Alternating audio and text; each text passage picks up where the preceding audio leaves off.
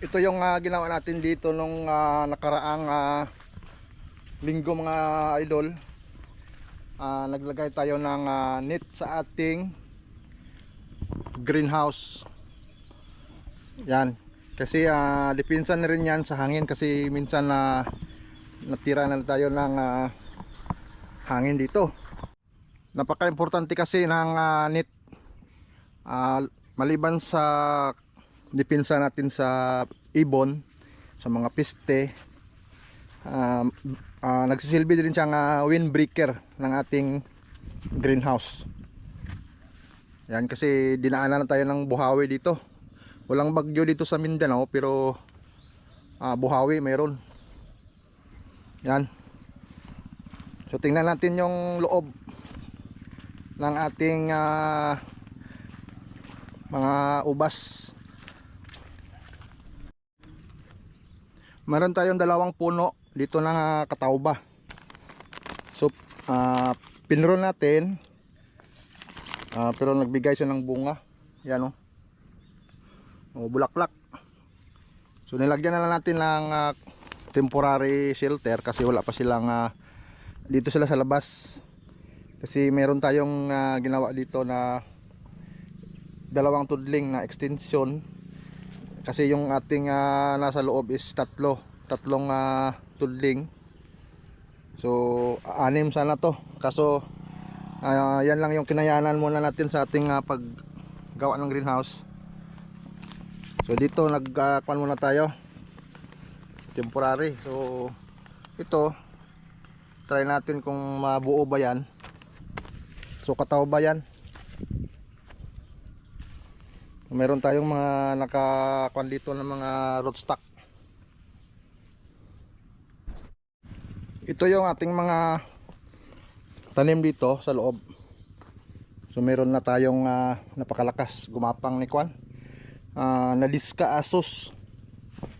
Yan So dahil kulang tayo ng area, try natin na tawag nito twin.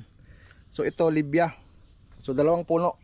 Kasi nakakita na rin tayo sa YouTube, dalawang puno rin yung tinanim nila So try natin kung anong resulta.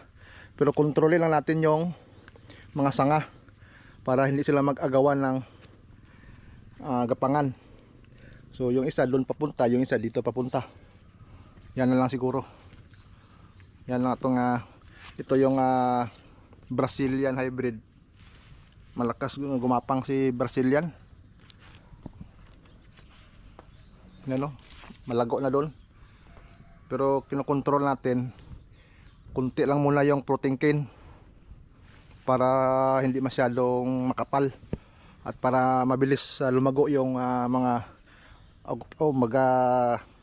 matured yung mga protein cane. At ito yung kuha natin, Prio Brasini. So malaki na rin, nasa mga 6 months to, grafted sa cover. So try natin yung mga seedling natin dito. Ito dalawang puno na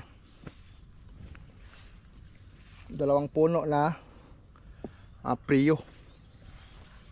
At saka yung ating Jupiter mga idol. So maganda talaga si Jupiter. Parang walang punggos si Jupiter.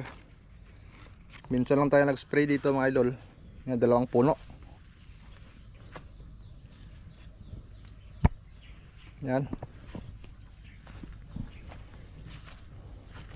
At ito yung cotton candy.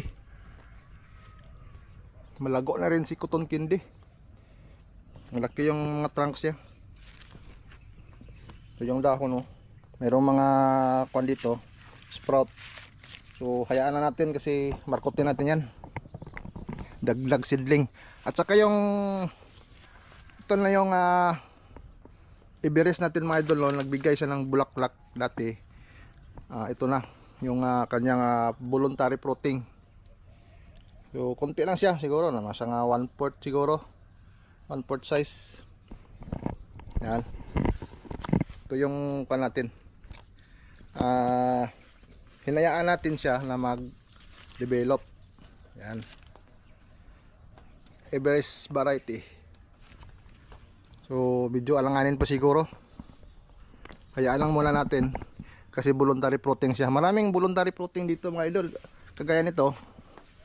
Yan, voluntary fruiting din yan.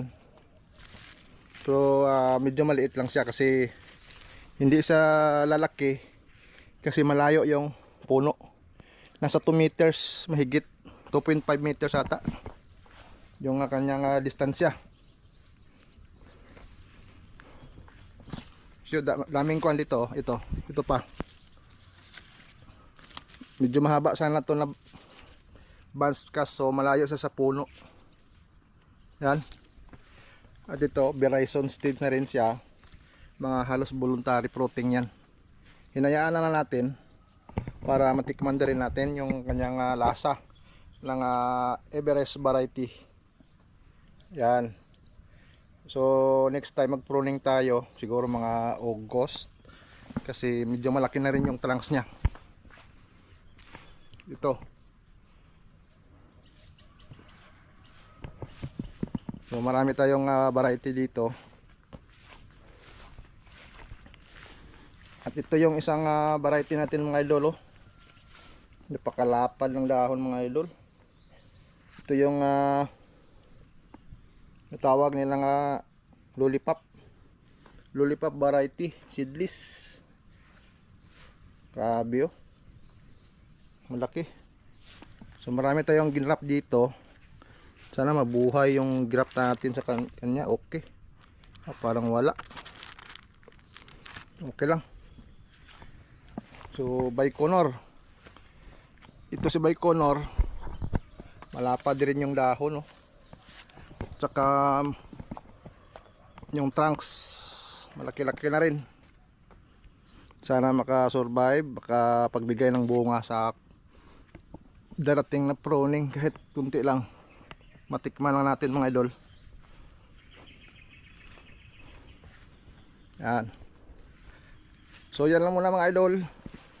Update pa natin sa inyo balang makakuha tayo dito, makakuha ng mga idea, at least ma-share natin sa inyo.